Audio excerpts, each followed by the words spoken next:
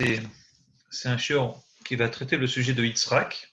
N'est-ce pas? On va essayer de parler un peu de la vie de Yitzhak et surtout, la raison essentielle et toutes les raisons pour lesquelles Yitzhak est devenu aveugle. C'est vrai qu'on ne comprend pas tellement, mais on sait, à la fin de sa vie, Yitzhak était aveugle. On va essayer d'expliquer le pourquoi du comment. Tout d'abord, il est bien d'expliquer que cette paracha, c'est la paracha qui parle essentiellement de Yitzhak et Rivka. Il n'y a eu aucune autre paracha qui parle autant de Yitzhak et Rivka. C'est la seule. Avraham, on a pas mal de parachiotes. Avraham, on a pas mal de parachiotes qui traitent le sujet d'Avraham, Lech Vayer, Achaye Sarah, 3.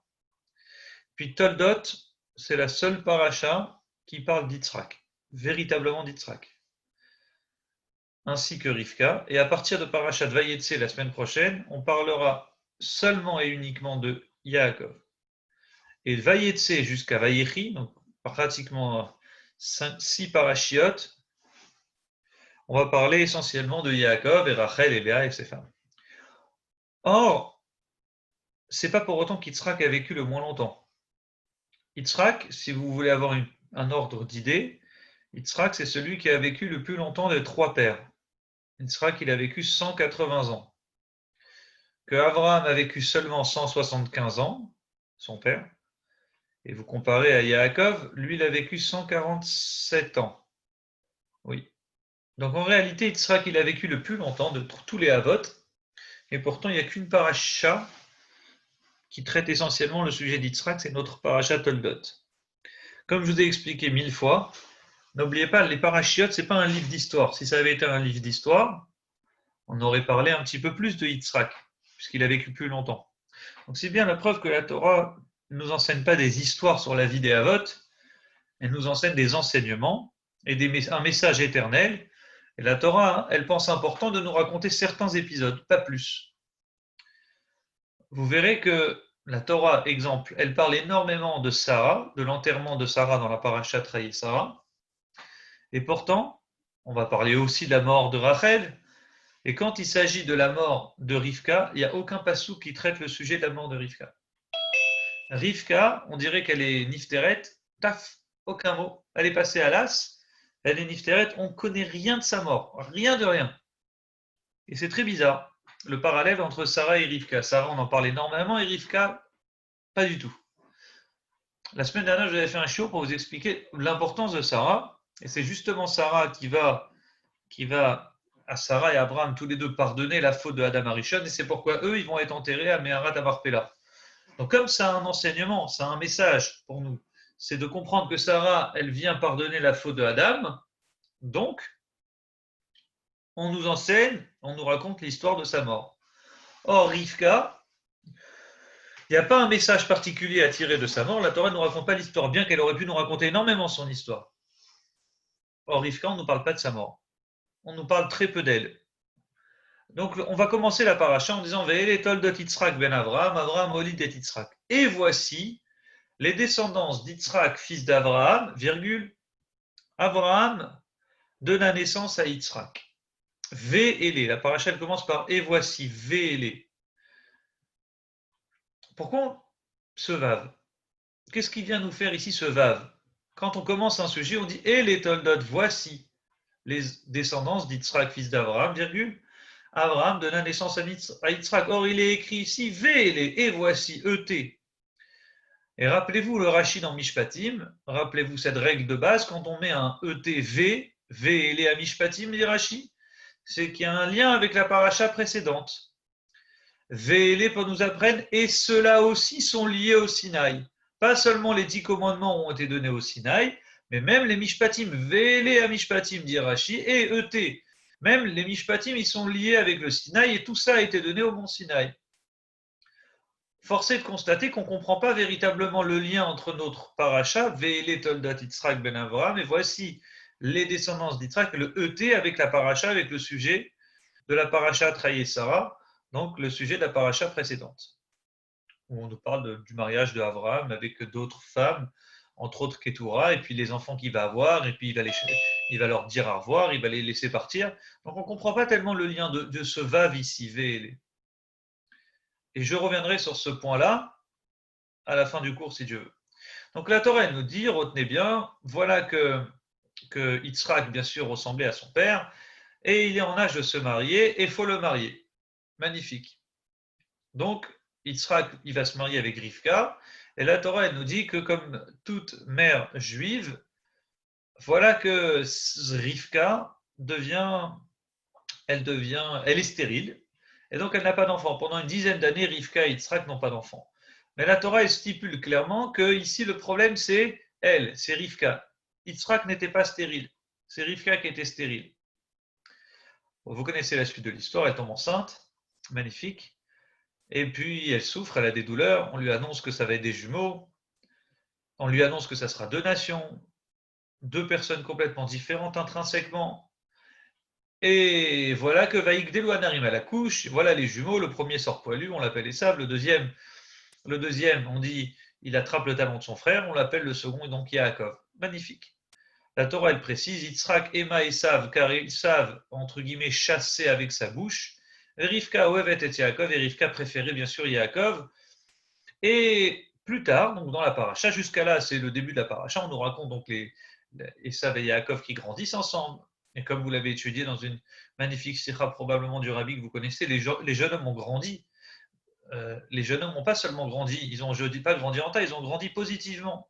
C'est-à-dire que les deux, Yaakov et Esav, chacun à son niveau, chacun grandissait, chacun évoluait dans le service d'Hachem. Un, il grandissait, n'est-ce pas, en étant studieux, en étudiant, et l'autre, il grandissait en étant justement un chasseur, un homme des champs, et il utilisait ses forces pour le service de Dieu. C'est Abraham, son grand-père, qui les a éduqués, qui leur a dit oui, tu es différent de ton frère, mais c'est pas grave. Avec tes différences, tu peux aussi servir Hachem. Donc, d'une certaine manière, Esav n'est pas foncièrement mauvais. Et voilà que les deux grandissent. Et on arrive au sujet le plus important, en tout cas dans ce shiur-là que je vous ai préparé. À la fin de la paracha, donc, Yaakov va va se sentir, va écouter sa mère et il va aller prendre la bracha, bien sûr, de Esav. Pourquoi? Donc, justement, parce qu'un jour, quand Esav grandit positivement au départ, avec Yaakov, tout va très bien, jusqu'au moment où il a 15 ans, ou 13, on ne sait pas véritablement, 13 ou 15 ans, et Abraham meurt. Abraham, le grand-père, meurt, et suite à sa mort, donc Hachem, au lieu de lui laisser 180 ans de vie, comme son fils Yitzhak d'ailleurs, qui va vivre 180 ans, le Midrash dit Abraham va mourir plus tôt. Il va mourir à 175 ans, exprès pour ne pas voir son petit-fils Esav mal tourner. Et c'est ce qui va se passer. Donc, très peu après la mort, le jour même de la mort de Abraham, Esav devient un criminel. Il tue le roi d'Hébron. Le premier crime de sa vie, il le fait. Donc, le jour de la mort de Abraham. Et donc, il revient ce jour-là. Vous connaissez l'histoire. Il a les mains pleines de sang.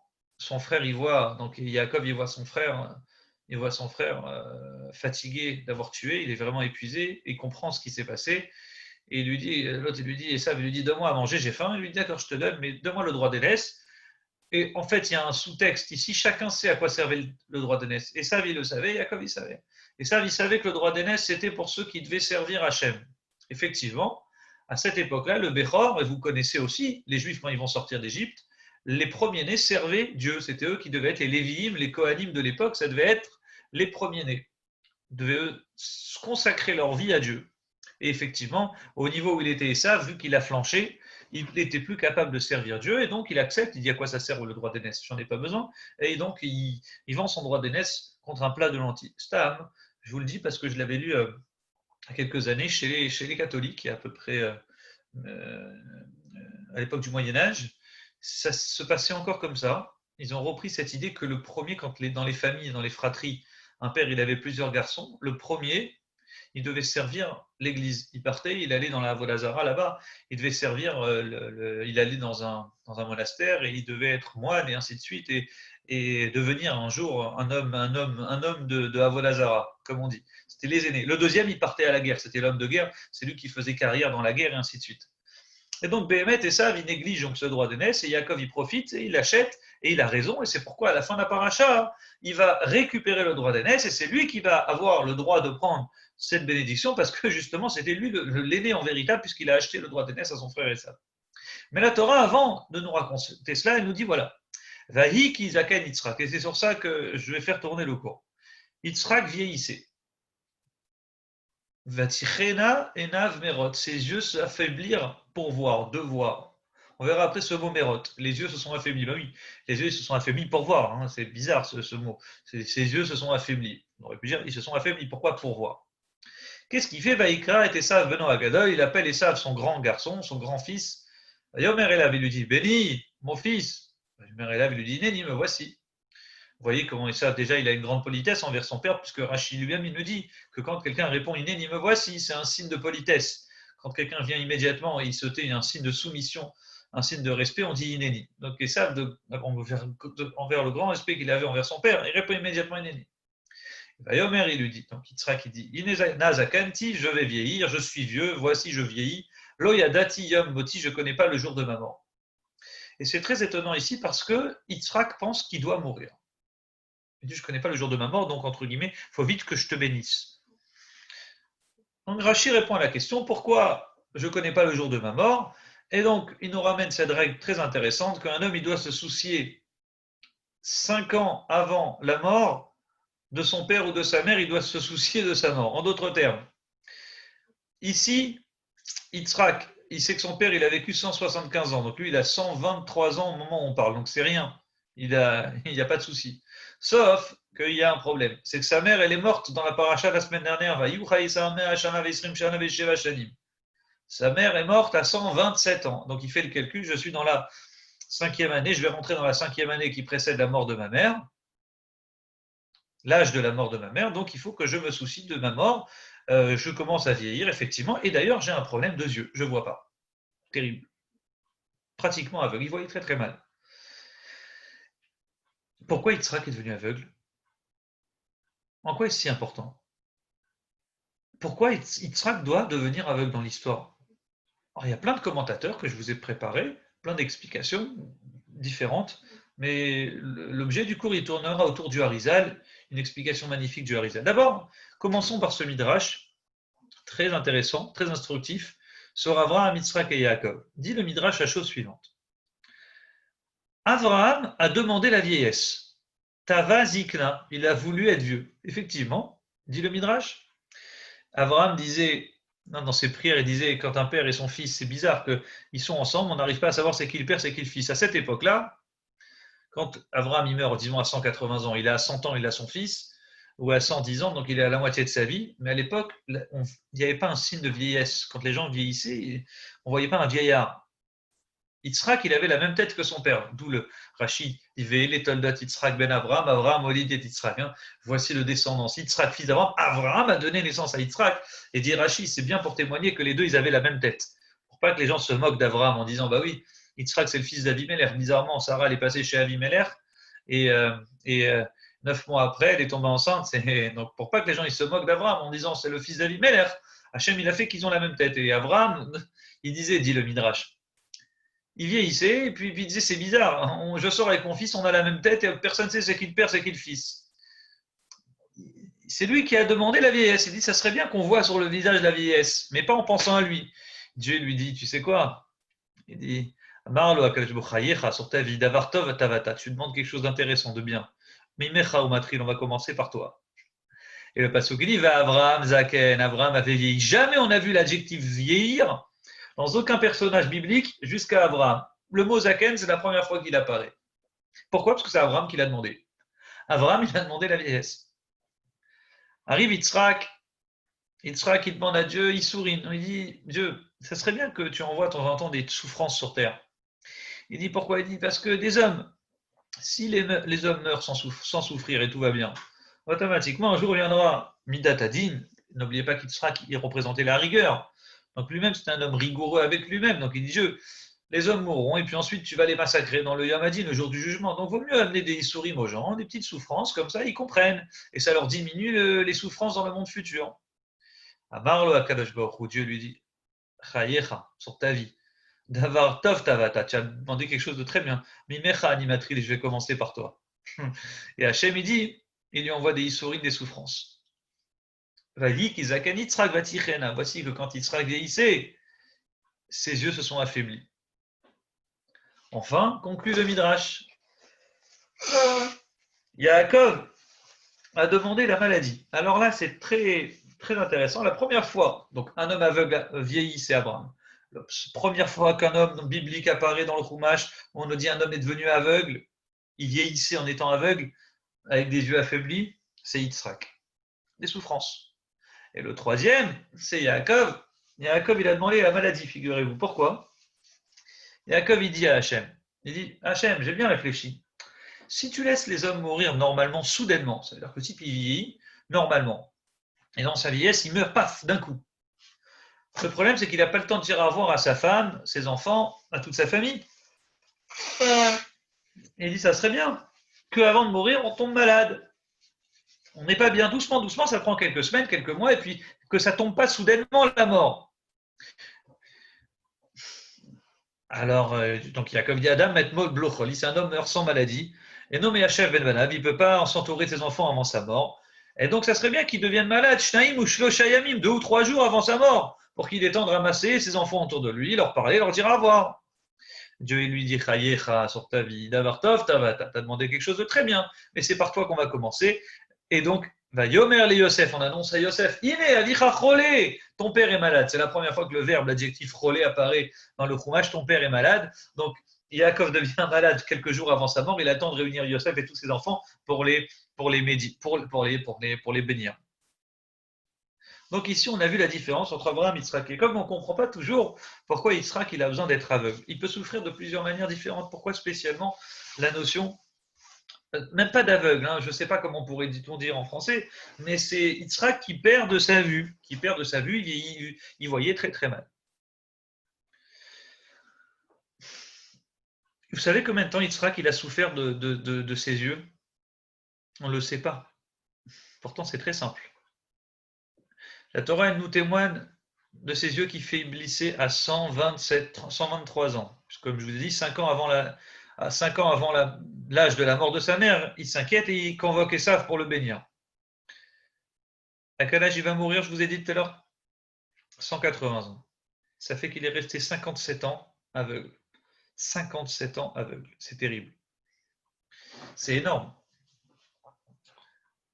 Si vous voulez la fin de cette histoire, la Gemara, elle raconte, Masechet Sanhedrin, la Gemara, elle raconte, elle dit que même et la première fois qu'apparaît la notion de maladie, et qu'un homme, à chaque fois qu'il recevait une maladie, il mourait de cette maladie. La Gemara, elle conclut, elle dit, la première fois où un homme tombe malade d'une maladie par laquelle il doit mourir, c'est prévu, et il est sauvé de cette maladie par laquelle il devait mourir, dit la Gemara, c'est Elisha. Elisha, il sauve quelqu'un qui devait mourir d'une maladie, c'est la première fois, et qui guérit de cette maladie, comme c'est écrit, Va'ata Elisha, Elisha il est venu, il a prié pour cet homme-là, et il a guéri. Il a guéri comme si que il a guéri la personne de sa maladie par laquelle il devait mourir. On comprend de là que les hommes devaient mourir. Quand à l'époque les gens tombaient malades d'une maladie sévère, ils ne pouvaient pas guérir. Et là, Elisha, c'est le premier qui a cassé la règle, le prophète Elisha, qui vient bien après, bien sûr, et c'est lui qui guérit, c'est lui qui amène la guérison, la notion de guérison. Tout ça pour essayer de comprendre pourquoi Yitzhak est tombé aveugle, pourquoi Yitzhak est devenu aveugle, ou fatigué, ou ses yeux qui faiblissaient, alors qu'apparemment il n'avait rien fait. Pourquoi faire souffrir un tzaddik 57 ans? La Gemara a dit, rappelez-vous, ça vous connaissez probablement, Arba Chashuvin Kemet. Il y a 4 personnes qui sont considérées comme morts. Ça veut dire que leur vie est tellement terrible que c'est une vie terrible, que c'est une vie considérée comme mort. Dit la Gemara, le pauvre, le lépreux, l'aveugle et celui qui n'a pas d'enfant. Je répète, le pauvre, le Metzora, le lépreux, l'aveugle et celui qui n'a pas d'enfant. Le pauvre, on le sait, dit la Gemara, Masechet Nedarim. D'où on le sait? Parce qu'il y a écrit Metu kol hanashim, ils sont morts tous les hommes. Tous les hommes qui cherchaient à embêter Moshe se sont appauvris, ils ne sont pas morts. Et on dit ils sont tellement appauvris, c'est devenu des SDF. Ils n'avaient plus de maison, donc ils n'avaient plus de maison, ils sont à la rue. Quand tu n'as pas d'argent, tu es à la rue, tu es sans toit, sans rien, tu es considéré comme mort, malheureusement. Pour ça, c'est très important d'avoir un toit et une maison. Le lépreux, comme c'est écrit que quand Myriam, elle devient Myriam dit du mal sur Moshe, elle devient lépreuse et Aaron sauve sa sœur en disant à Moshe, Anati Kemet, ne la laisse pas comme mort, parce qu'elle est lépreuse. Quelqu'un de lépreux, c'est terrible. Enfin, l'aveugle aussi. Comme c'est écrit, dans l'obscurité, ceux qui m'ont mieux. Quand je suis venu obscur, par l'obscurité, je suis considéré comme les morts de ceux qui sont dans le monde. Un pasouk dans Echa. Et enfin, celui qui n'a pas d'enfant, il est considéré comme mort. Comme c'est écrit, Rachel qui dit à Yaakov en le suppliant, Ah balibanim, donne-moi des enfants, Veim, Aïn, et sinon, meta anochi, je suis morte. Effectivement, celui qui n'a pas d'enfant, Rachel, elle se considérait comme morte si elle n'avait pas d'enfant. Et pourtant, on voit que Dieu, il rend aveugle Yitzhak pendant 57 ans. Et d'une certaine manière, quand vous regardez bien, tous nos avot, d'une certaine manière, sont tombés dans un des critères de cette Gemara que je viens de vous citer. Abraham. Abraham Avinu, jusqu'à 100 ans, il n'avait pas d'enfant. Si Abraham, jusqu'à 100 ans, il n'avait pas d'enfant, il a goûté le goût de la mort. Le type, il pensait, Abraham, qu'il allait mourir sans enfant. C'est terrible. C'est terrible. Il espérait, il voit sa femme encore plus vieillir. Et donc, il se dit, c'est terminé, j'aurai plus d'enfants. Sarah aussi. Donc, jusqu'à 20, 100 ans, il a goûté le goût de la mort du fait qu'il n'a pas eu d'enfant. Enfin, Yitzhak, il était aveugle. Voilà qu'Yitzhak était aveugle. Donc, si Yitzhak était aveugle, à nouveau, il a goûté le goût de la mort. Il est considéré comme mort. Yaakov Avinu, il était pauvre. Yaakov Avinu, le troisième, qui était à l'origine très riche. Quand Yaakov Avinu prend la route, Yaakov Avinu, il prend la route pour aller trouver sa femme, sa future femme, Rachel, avec laquelle il devait se marier. Donc sa cousine, puisque tout le monde disait, oh, c'est drôle, Lavan, le frère de Rivka, il a eu des jumelles. Et Yaakov, pardonnez-moi, et Yitzhak et Rivka, la sœur de Lavan, elle a eu des jumeaux. Marion le grand avec le grand, le petit avec la petite. Le grand Esav, on va le marier avec la grande Léa, et on va faire un beau mariage entre Yaakov et Rachel. Donc Rachel, comment dire, Yaakov, il a entendu ça dans son biberon qu'il allait se marier avec Rachel, donc ça lui a fait très plaisir. C'est pourquoi la première personne qu'il va rencontrer avec qui il voudra se marier, c'est Rachel. Et à la fin, quand Esav, il va fauter, Esav, il va se déconnecter, Esav, il va tomber comme un voyou, il va se marier avec n'importe qui avec des idolâtres. Léa va se retrouver seule, effectivement. Léa, elle devra se marier Léa, elle devra se marier soit avec Esav, soit avec personne. Et en fin de compte, Yaakov, du fait qu'il va prendre la mission d'Esav, il va devoir récupérer le travail d'Esav, le travail pas fait d'Esav, et reprendre le flambeau, puisque le peuple juif devait avoir deux têtes. Le premier juif qu'on appelle un rebelle, c'est Esav, parce qu'Esav, c'est un vrai enfant de chez nous, qui a mal tourné. Donc Yaakov, il prend le flambeau, il reprend le flambeau de Esav. Automatiquement, il va s'autoriser aussi à se marier avec Léa. Il va se marier avec Léa et Rachel. Mais quand il va en route pour se marier avec Rachel, dit le Midrash, il n'avait pas les mains vides. Puisque la première fois qu'il va voir Rachel, il pleure. Comme un bébé, il se met à pleurer. Pourquoi il pleure? Yaakov, Yaakov, il embrasse Rachel et il pleure. Pourquoi il pleure? Parce qu'il se rappelle. Il se rappelle ce qu'on lui a dit dans son biberon. On lui a dit, tu vas te marier avec Rachel, super. Mais il se rappelle aussi qu'on lui a dit une autre chose dans le biberon.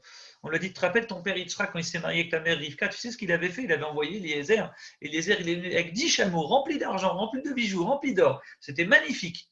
Et maman, elle a été gâtée quand elle s'est mariée avec papa. Super. Donc lui, il a voulu faire pareil en vérité. Lui, il arrive les mains vides, il n'a rien. Mais à l'origine, il était parti avec les mains pleines.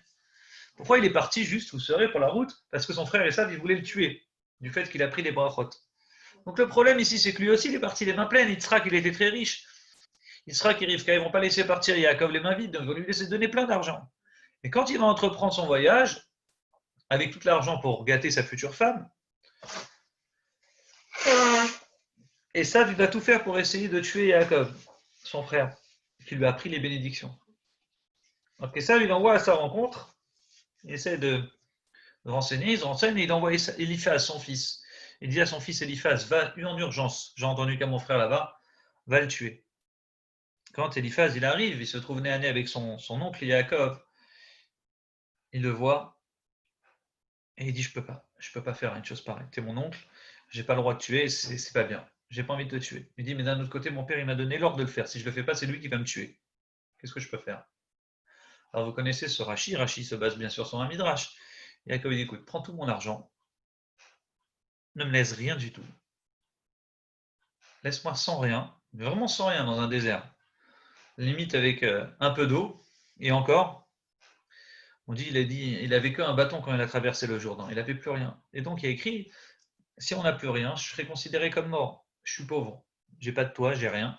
Je vais entreprendre une route, j'ai pratiquement aucune raison de survie. Donc il lui prend tout, tu pourras dire à ton père que je suis mort, tu m'as retrouvé mort. Et effectivement, c'est ce que Esav va croire pendant des années. Parce qu'un homme pauvre est considéré comme mort. Donc Yaakov aussi l'a goûté, pour reprendre le sujet d'avant, Yaakov aussi il a goûté la mort. Yaakov aussi, quand il s'est marié, pardonnez-moi, Yaakov aussi il a goûté le goût de la mort. Abraham, on a dit, il n'avait pas d'enfant pendant 100 ans.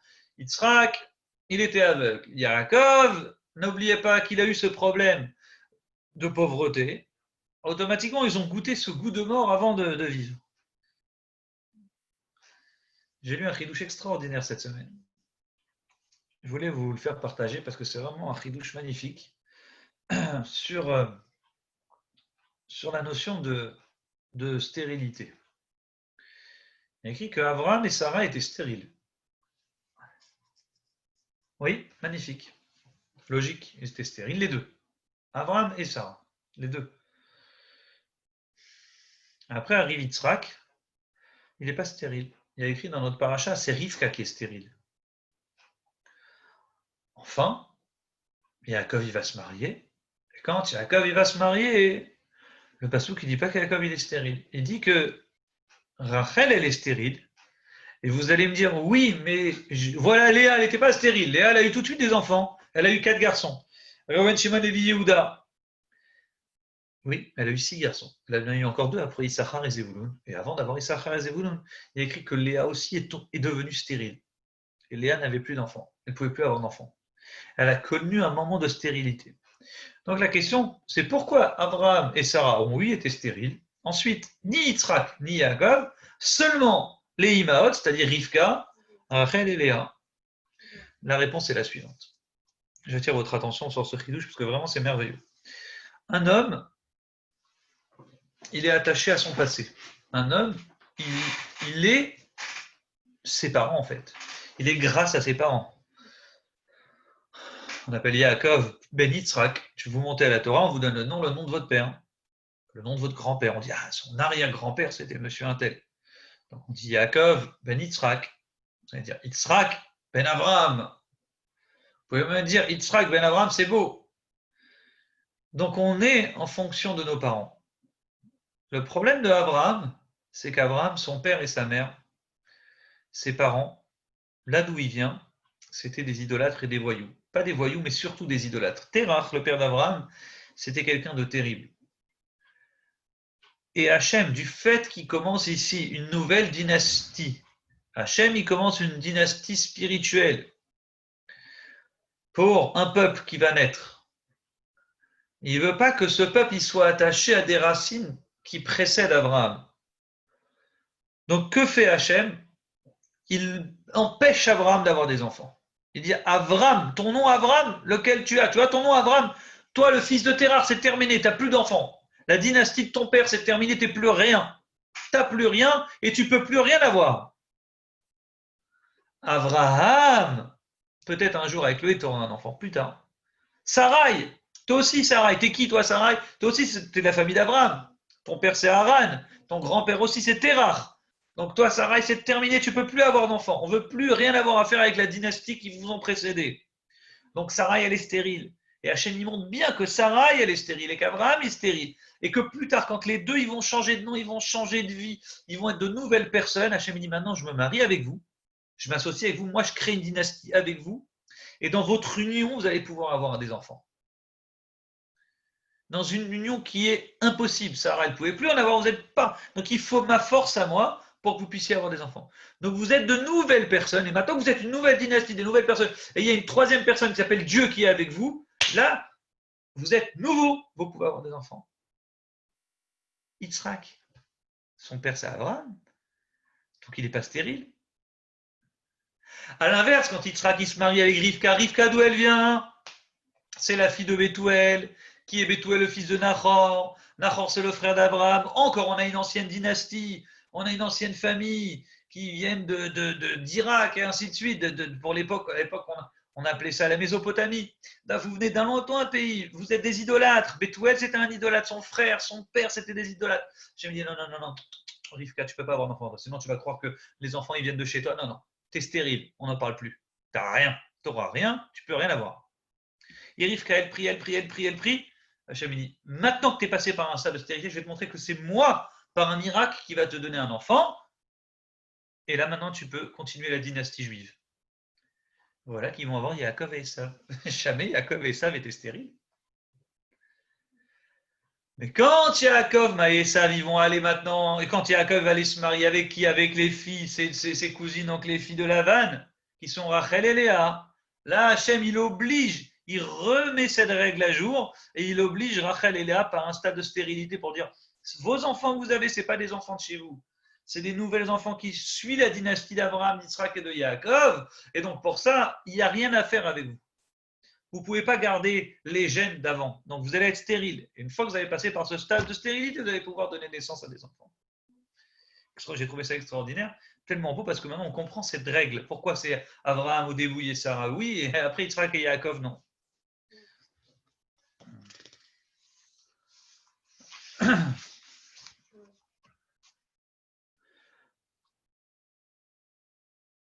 Et pourtant, revenons à notre sujet d'Yitzhak. Yitzhak était aveugle. Quand vous regardez bien la situation, ce qui est injuste, c'est que chacun a passé un stade de dureté, mais de courte durée. Abraham, il n'a pas eu d'enfant, c'est vrai, mais si vous comptez les vrais moments où il n'a pas eu d'enfant, il s'est marié, on ne sait pas véritablement à quel âge, mais à 100 ans, il a eu ses enfants. À la fin, ça a bien fini pour Abraham. Yaakov,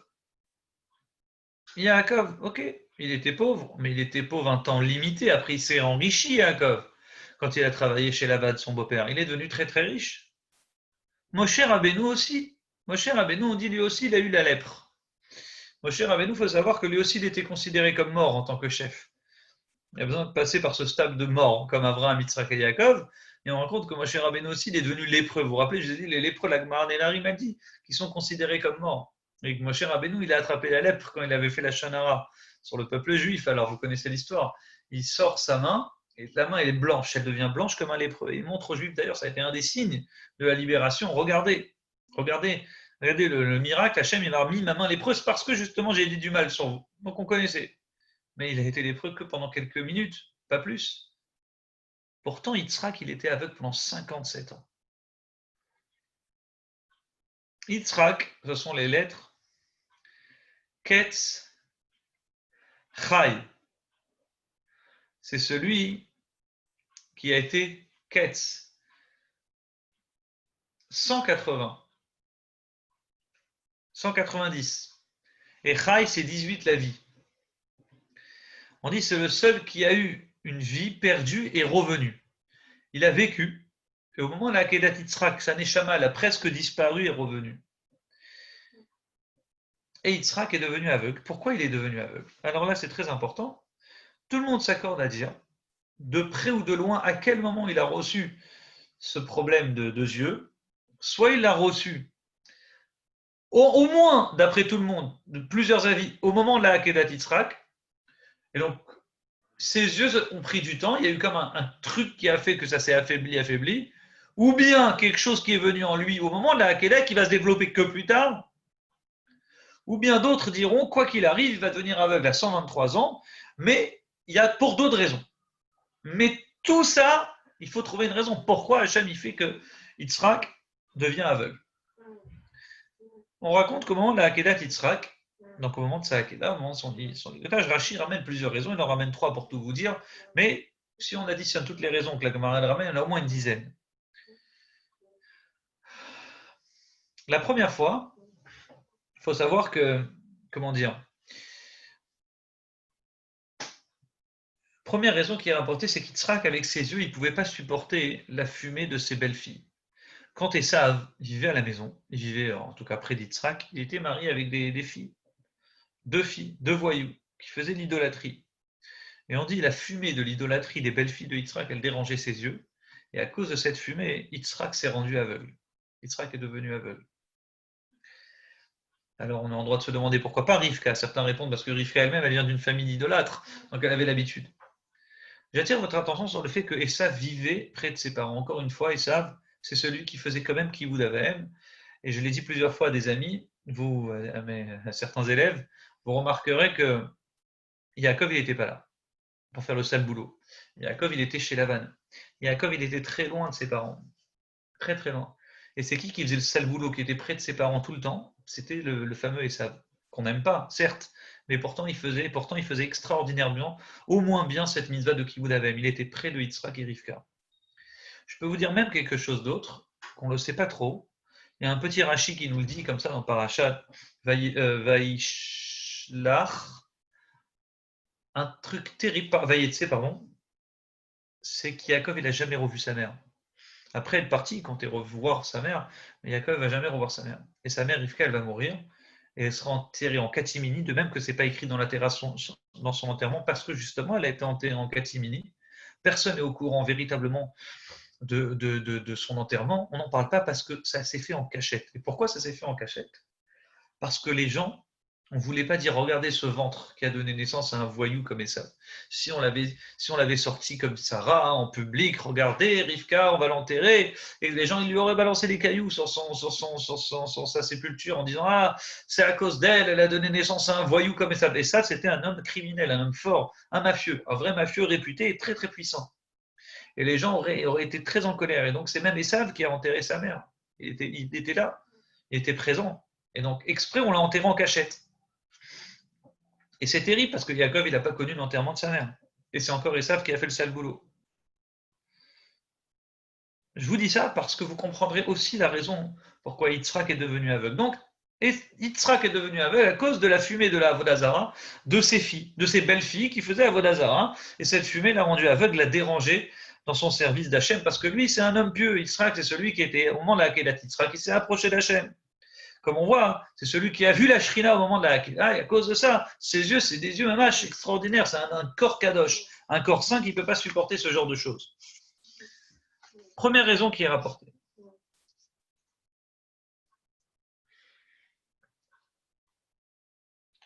Il y a quand même une grande différence entre Yitzhak et les autres Avot. Yitzhak, c'est celui qui va garder Esav avec lui jusqu'au bout. Et là, j'attire votre attention sur ça pour vous montrer une des forces de Yitzhak. Quand Mashiach viendra, on dira Yitzhak Avinu. Maintenant, on dit Abraham Avinu, n'est-ce pas? Abraham notre père. Yaakov Avinu, on dit Yaakov notre père. Mais je pense que si vous fermez les yeux, jamais vous avez entendu ce mot Yitzhak Avinu, Yitzhak notre père. Et quand Mashiach viendra, on dira Yitzhak Ata Avinu, c'est toi vraiment notre père. Parce que toi, Yitzhak, tu es celui qui a gardé ton fils jusqu'au bout près de toi. Abraham, il n'a pas hésité, il s'est disputé avec sa femme, et Sarah, elle ne se laissait pas faire, et Sarah, elle est intervenue, et ils ont eu des problèmes de Shalom Baït, à tel point que Dieu se mêle, et il dit, écoute ta femme, et il doit chasser Ishmaël. Et Abraham, à la fin, il chasse son propre fils, Ishmaël, parce que Ishmaël, il a une mauvaise influence, c'est un mauvais garçon, parce qu'il faisait Avodazara. Yaakov, il ne va pas hésiter à se mettre en colère et même maudire ses enfants au moment de sa mort, parce que justement, il sait ce qu'ils ont fait, ses enfants, certains de ses enfants, et il maudit leur colère. Et il les maudit. Il n'a pas peur. Il tranche. Yitzhak, il ne fait pas ça. Yitzhak, il garde ses enfants avec lui jusqu'au bout. Et il assume jusqu'au bout. Son fils, ça devient un idolâtre et ça. Il habite à côté de chez lui, il le garde. La fumée le dérange. Il reste, il veut que son fils reste près de lui. Yitzhak, il va tout faire pour que Esav fasse les chouvas. Yitzhak, il va même essayer de bénir Esav à la fin de sa vie. En disant, Esav, je t'ai toujours appris à faire ce que tu aimes. Qu'est-ce que tu aimes? Tu aimes chasser? Qui t'a interdit de chasser? T'aimes les champs? T'aimes travailler? Qui t'a interdit de faire ça? Va, comme papy Abraham t'a appris, utilise ta nature, mais fais des choses positives. Maintenant, j'ai besoin de te bénir. Et il veut le bénir. Et au fond de lui, Yitzhak, il veut vraiment bénir son Esav. Pas parce que c'est son chouchou, parce qu'il connaît le potentiel de ce garçon et c'est son aîné. Et il veut assumer jusqu'au bout avec lui et il veut le bénir pour le sortir de ses bêtises. Et il lui dit, utilise ta nature et fais des bonnes choses. Donc, amène-moi du gibier. Mais je vous dis, il me pose une question, Yitzhak, il n'a pas besoin de gibier. Il a besoin que son fils il aille chasser pour lui. Mais Yitzhak, il est multimillionnaire. Yitzhak, il est très riche. C'est le fils d'Abraham et lui-même, il s'est enrichi de lui personnellement. Il avait des serviteurs, mais préparez-moi un steak. Quel est le problème maintenant? Pourquoi il a besoin de dire à Yitzhak, vas-y, s'il te plaît, va me faire à manger, et ça va me faire à manger. Mais qu'est-ce que tu as besoin de lui dire ça maintenant? Dit le Midrash, parce qu'en réalité, il veut son fils près de lui. Il dit, je sais que tu sais faire ça. C'est ta spécialité. Utilise ta spécialité pour faire des bonnes choses. Donc cette bonne chose que tu vas faire s'appelle Kibud Avaim, le respect de ton père et ta mère. Utilise tes muscles, utilise ta force, ton énergie. Va chasser, va faire une mise, va fais-la pour moi. Et en échange, je te bénirai. Et il va jusqu'au bout. D'autres réponses, donc revenons à notre sujet. Pourquoi? Vous voyez que je vous disais ça pour vous expliquer que voilà, il perd ses yeux à cause de la fumée de ses belles filles et il les garde. La Gemara ramène une autre raison, elle dit parce que justement, son fils c'était un rachat, il était tous les jours en train de le côtoyer. Et quand tu restes trop proche d'un garçon aussi rachat que ça, on dit ça lui affaiblit les yeux. La Gemara amène des preuves là-bas d'où on sait ça, ce genre de choses. Shochad, il y en a qui disent que parce qu'il recevait du shochad de son fils. Son fils, il lui a apporté tous les jours des cadeaux. Tiens, papa, tiens, papa. Et son fils, c'était un voyou. Le verset dit Shochad ya'aver ene chachamim. Vous connaissez ce verset, le shochad, les pots de vin, l'argent qu'on donne à un juge ou à un rave. On dit ça aveugle les yeux des sages. Et donc, Mida keneged Mida, il perd sa vue. Tout ça, c'est des raisons qui sont apportées. Et comme on n'a plus beaucoup de temps, je suis obligé d'accélérer et aller sur cette dernière raison, en tout cas une des raisons qui fait écho avec ce que je vous disais tout à l'heure par rapport à Rivka, de disent non, il est mort, il est devenu aveugle pour pas qu'il sorte trop, parce que s'il sera qu'il serait sorti, alors à ce moment-là, hein, les gens ils auraient dit ah c'est lui Yitzhak, le père de Esav, là, le fou là qui accoste tout le monde, le mafieux de service, ah c'est lui, c'est lui, c'est lui. Il y aurait eu comme un chilou lachem sur la famille de Abraham et d'Yitzhak. Donc exprès, il finit aveugle chez lui et il doit rester chez lui. Il ne sort pas, il ne sortait pas ces dernières années, de sorte à ce qu'il n'y a pas de chilou lachem. Voilà toutes les raisons, en tout cas pas mal de raisons que je vous ai rapportées, que j'ai trouvées entre le Midrash et la Gemara. Mais Rashi ramène une autre raison du Midrash et il dit en réalité, Hachem, il a fait qu'il devienne aveugle. Pourquoi? Pour qu'Yitzhak puisse bénir Yaakov. Yitzhak, il comptait bénir Esav. Et qu'à la fin, sa bénédiction passe à Yaakov et pas à Esav, donc il devient aveugle. La question, c'est quand bien même toutes ces raisons sont vraies et sont justes, pourquoi il doit être aveugle 57 ans? Pourquoi il ne reste pas aveugle peu de temps? Par exemple, quelques mois, quelques années. Pourquoi 57 ans? Pourquoi autant de temps le faire souffrir? Si c'est pour le punir, comme on a dit tout à l'heure, si c'est pour éventuellement qu'Yaakov puisse prendre un bracha, ok, qu'il devienne aveugle, mais pas autant de temps.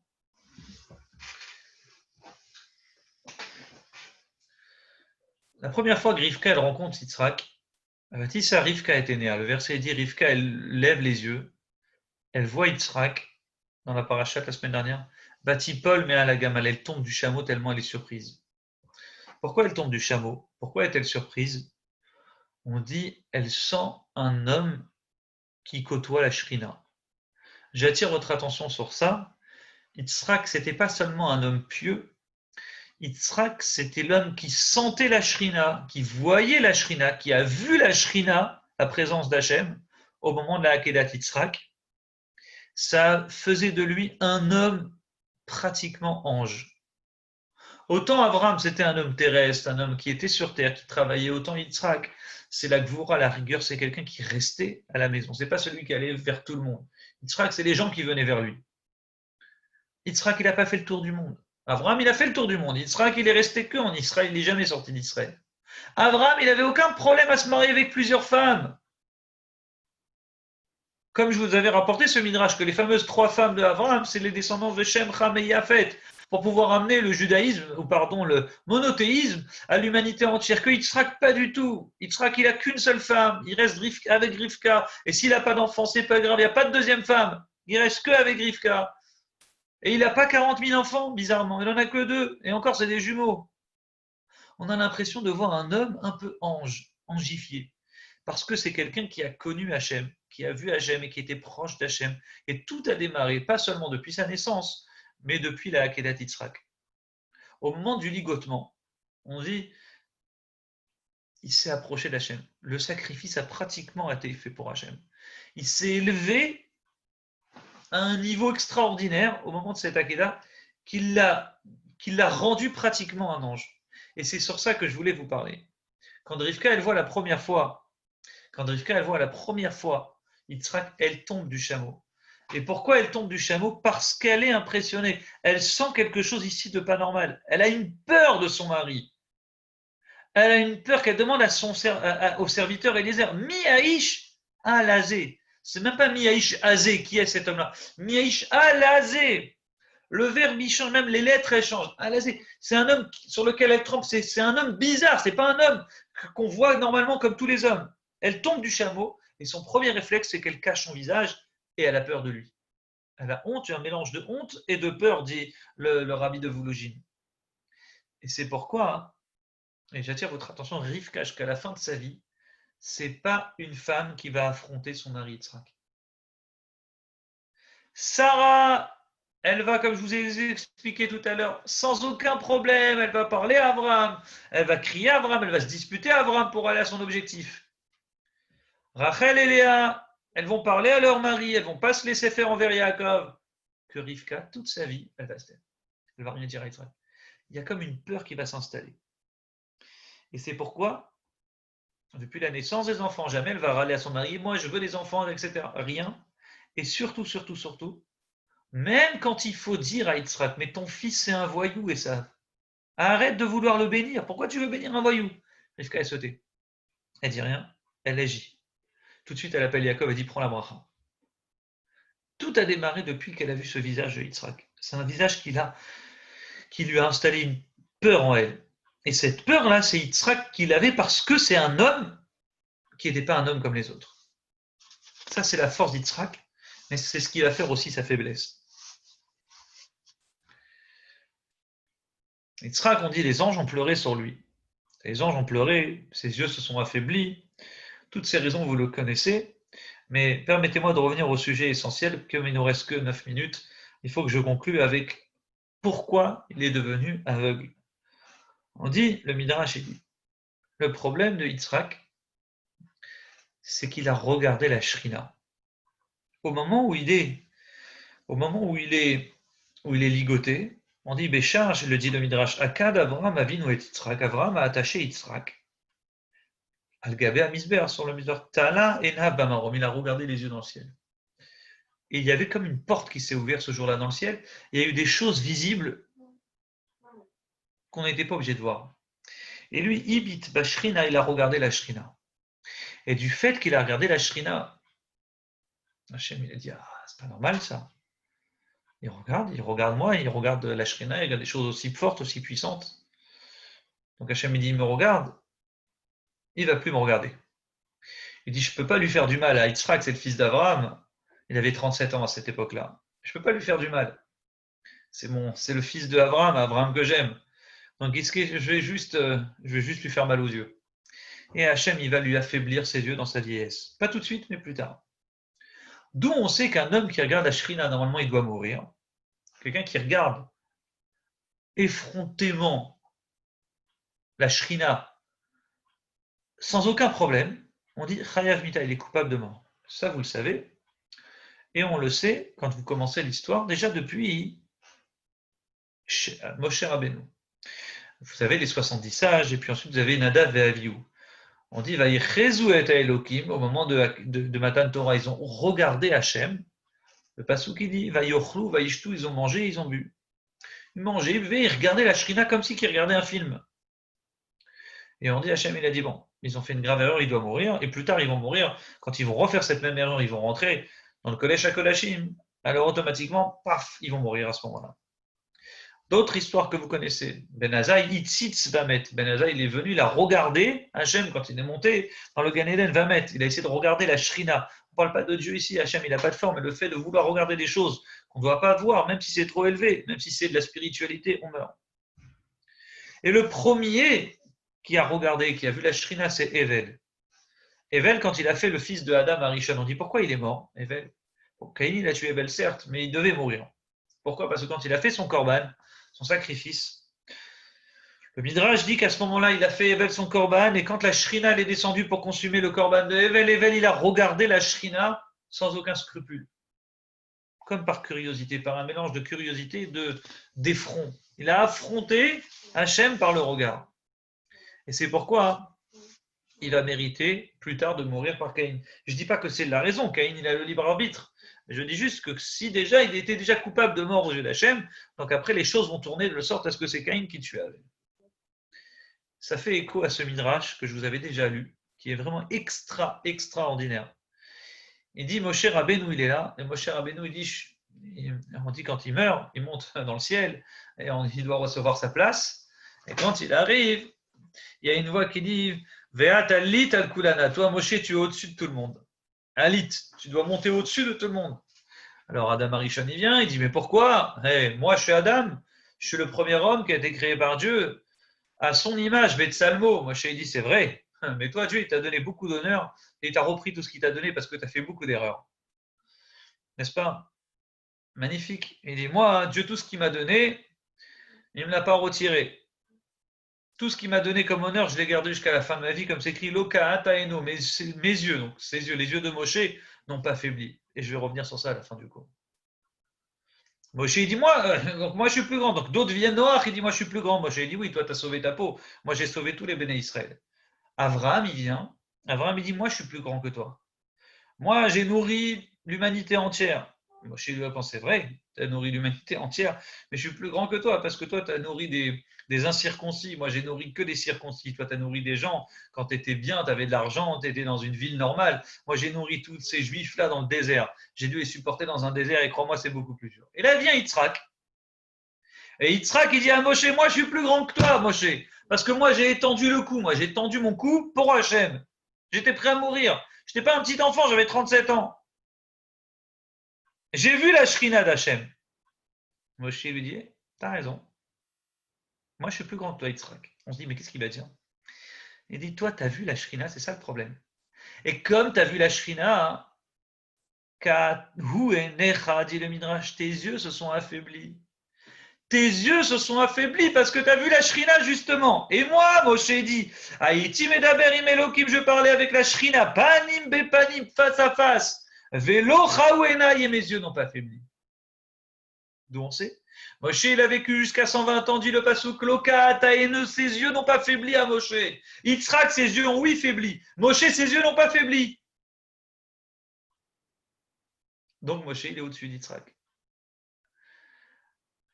Et Béhémet, Moshe, il a réparé l'erreur de Evel, qui Evel lui a regardé la Shrina. Yitzhak, on dit le Harizal, et c'est le commentaire du Harizal par lequel je vais vous conclure. Yitzhak, il devait réparer cette erreur de Evel, comme on verra après. Et Yitzhak, il n'a pas réparé l'erreur de Evel, puisqu'il a réparé en partie, puisqu'il a quand même regardé un peu la Shrina. Mais par son haut niveau et par l'amour qu'Hachem il avait envers Abraham, il n'a pas puni Yitzhak. Il a juste affaibli ses yeux. Mais Moshe, c'est la Tevot de Moshe, Shet Evel. C'est la même Neshama. Et Moshe vient réparer l'erreur de Evel. Et comment on sait qu'il répare l'erreur de Evel? Parce que la première fois qu'Hachem il va parler à Moshe, la première fois de sa vie, Moshe il a 80 ans, Hachem il n'a jamais parlé à Moshe. Et quand Hachem il lui parle, il s'adresse à lui au moment du séné, au moment du buisson. Le verset il dit Vayar, et il a vu Veinéa séné boherbej, voici un séné qui brûle dans le feu. Moshe il est impressionné, il voit un buisson qui brûle. Et là il s'approche. Qu'est-ce qu'il fait? Il entend une voix, il entend la Shrina, il voit la Shrina. Vayaster Moshe Panav. Moshe il cache son visage. Qui arrête mais habite elle est Elohim, car il a eu peur, il a respecté, il n'a pas voulu regarder la Shrina d'Hachem. Et par cette grandeur, par ce mérite qu'il a eu de ne pas vouloir regarder cette Shrina, il répare l'erreur de Evel que Yitzhak aurait dû réparer et qu'il n'a pas fait. Et donc Moshe, il peut finir sa vie jusqu'à 120 ans. Loka Taeno, ses yeux n'ont pas faibli. Velonas Lecho, il a pu être fort, il s'est pas asséché, il a gardé cette Shrina en lui. Et rappelez-vous, la Shrina, elle permet à un homme de se conserver. Et c'est ça qui a fait exactement la force de Moshe Rabbeinu. C'est pourquoi Moshe dans le Midrash, il dit oui, justement, je suis plus grand que toi, Yitzhak. Toi, tu as regardé la Shrina, tu dis tu as regardé, mais tes yeux ont faibli. C'est bien la preuve qu'Hachem, il n'était pas content que tu as regardé cette Shrina au moment de la Hakeda. Que moi, au contraire, Hachem, il m'a fait honneur. Et donc maintenant, on va conclure donc, avec ce chidouche, quand bien même on n'a pas eu le temps de tout faire, c'est pas grave. On dit dans Bereshit, les yeux de Adam Arishon se sont ouverts, les yeux de Chava se sont ouverts dans le Gan Eden, ses yeux se sont ouverts. Et effectivement, on a compris ici que parfois, il faut savoir fermer ses yeux. Alors bien sûr, on ne parle pas juste de fermer ses yeux des bêtises, comme la force de Yosef qui a su fermer ses yeux, fermer sa tête. On dit ça, c'est une force, pas shoot. Mais il y a aussi une force dans celui qui voit la shrina, une certaine modestie, de pas voir même que tu penses que tu es plus fort que tous, de ne pas essayer de regarder des choses que tu ne mérites pas de voir. On comprend, pour conclure par le sujet par lequel j'ai commencé, et voici les descendances d'Yitzhak, fils d'Abraham. Je vous ai posé la question, pourquoi on commence la paracha par un vav? Parce que le vav, il fait suite et écho à la paracha d'avant. En quoi? Avraham Avinu, c'est le premier qui a réparé l'erreur de Adam Arishon. Je vous avais dit la semaine dernière, c'est pourquoi avec Sarah, ils vont être enterrés dans la mer à Marpella. Yitzhak, il va réparer, il est censé réparer aussi l'erreur de Evel, le fils de Adam, qui a regardé la Shrina.